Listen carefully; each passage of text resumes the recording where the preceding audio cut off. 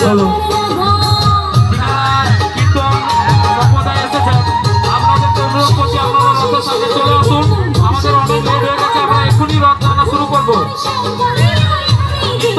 সম্প্রদায় যিনারা রয়েছেন দয়া করে আমাদের রথের সামনে চলে আসুন।